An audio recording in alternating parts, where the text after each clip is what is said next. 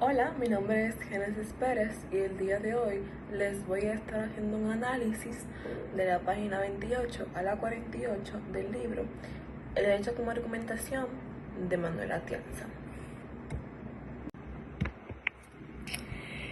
Manuel Atienza inicia su análisis destacando que el positivismo normativista ha sido una de las corrientes más influyentes del pensamiento jurídico en el siglo XX.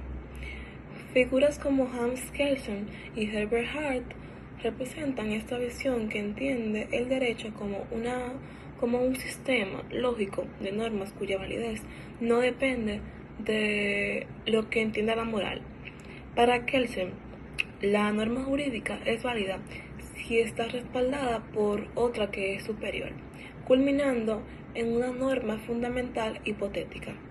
Esta concepción busca separar el derecho de la moral con el fin de mantener la objetividad y la neutralidad de la ciencia jurídica. No obstante, esta pureza estructural genera tensiones.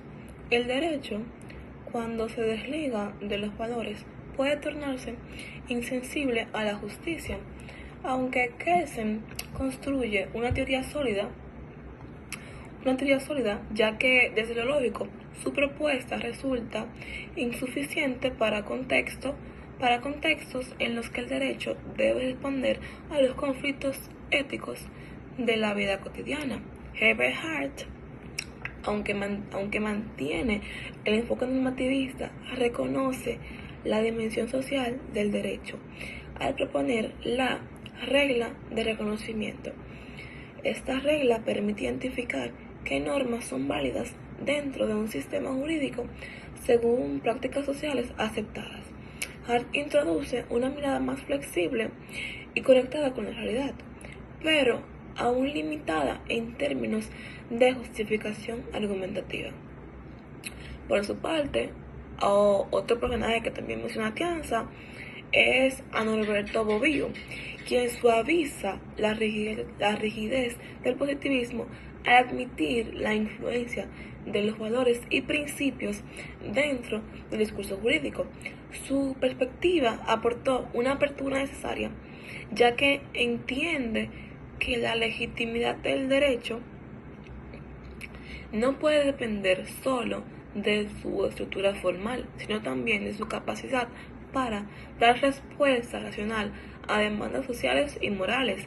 En comparación con Kelsen, Bobbio propone un diálogo más honesto entre el derecho y la moral, lo que enriquece la teoría jurídica. Aquí nos podemos dar cuenta que Atienza dejó una enseñanza, una teoría jurídica que ignore la dimensión argumentativa y valorativa del derecho se vuelve insuficiente. El positivismo normativista, aunque aporte claridad, no responde adecuadamente a los desafíos actuales, donde lo jurídico se entrelaza con la justicia, la ética y la legitimidad. Frente a las limitaciones del positivismo normativista, el realismo jurídico nos ofrece una mirada más pragmática. Esta corriente, especialmente llevada a cabo en Estados Unidos, rechaza la idea de que el derecho sea solo un conjunto de normas. Para autores como Oliver W. Holmes, el derecho no está en los libros, sino en las decisiones reales de los jueces. Esta visión resalta que lo jurídico no es una construcción abstracta, sino una práctica viva, afectada por factores personales, institucionales y sociales.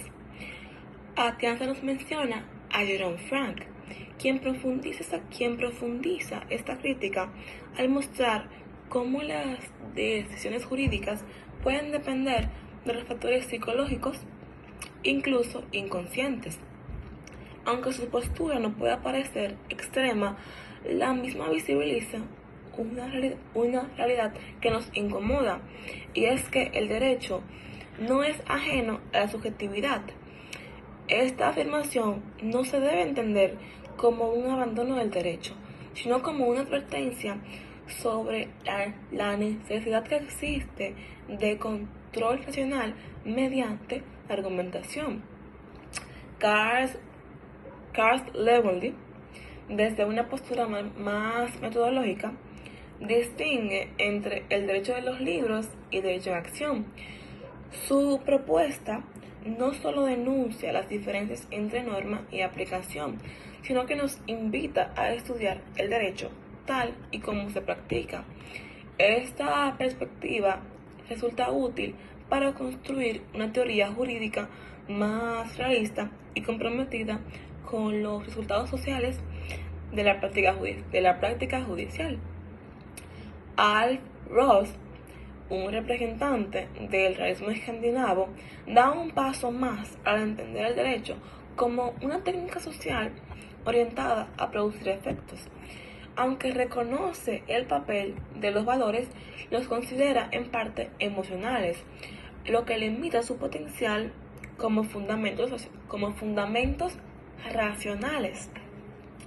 Desde una perspectiva crítica, esta visión puede complementarse con la idea de que los valores sí pueden argumentarse y defenderse con razones, y que su fuerza en sí no reside en la emoción, sino en su coherencia dentro del discurso jurídico. Comparado con el positivismo, el realismo jurídico nos aporta una conciencia práctica y una sensibilidad contextual. Sin embargo, la misma carece de una teoría sólida de la justificación, al estar centrada tanto en la práctica, lo que pasa es que la misma, al centrarse en la práctica, corre el riesgo de caer en lo que es el relativismo, si no se apoya en principios y razones. Por eso, la dimensión argumentativa sigue siendo una parte esencial dentro de cualquier teoría. Ok, nos podemos dar cuenta que el análisis de Atienza llega a su punto más reflexivo cuando él aborda lo que es el ius naturalismo, una corriente que históricamente hablando ha sido identificada con la idea de que existen principios de justicia superiores al derecho positivo. Aunque en sus formas tradicionales puede parecer dogmático, Atienza rescata una visión más moderna y razonable, representada por autores como Michel Bayle. Bayle propone un enfoque aristotélico, donde el derecho no se reduce a normas escritas ni a decisiones judiciales, sino que se descubre mediante la deliberación racional sobre lo justo. Esta concepción dialógica se aleja tanto del legalismo del positivismo, del positivismo como del pragmatismo del realismo. En lugar de aceptar pasivamente una norma válida o una decisión judicial, Bayle nos invita a pensar qué es lo justo en cada caso concreto. Esta postura nos representa una alternativa interesante, ya que no rechaza los valores, pero tampoco los impone como verdades absolutas, sino que nos ofrece un método argumentativo que puede dialogar con diferentes posiciones y que considera el contexto, la experiencia y los principios. En contextos donde el derecho positivo no da unas respuestas suficientes, como en caso de derechos humanos, minorías, violencias institucionales o conflictos éticos, esta concepción del derecho se vuelve indispensable. El ius naturalismo de Bayle, más que una doctrina cerrada, se convierte en una herramienta útil para enriquecer la práctica jurídica. Su apertura al diálogo racional lo hace compatible con una concepción del derecho basada en la argumentación. Es aquí donde Atienza encuentra un terreno fértil para dar desarrollo a su propia propuesta. Bien, para concluir, nos podemos dar cuenta que en este recorrido, Manuel Atienza nos logra demostrar que las grandes corrientes jurídicas tradicionales, como son el positivismo normativista, el realismo jurídico y el naturalismo, si bien nos ofrecen elementos valiosos, resultan incompletas cuando se toman en cuenta por separado. El positivismo aporta estructura, pero ignora valores. El realismo se centra en la práctica, pero carece de criterios normativos firmes. Y el naturalismo recupera principios, pero puede caer en el dogmatismo si no acepta lo que es la deliberación nacional. La propuesta que subyace en este análisis es claro. El derecho debe entenderse como una práctica argumentativa.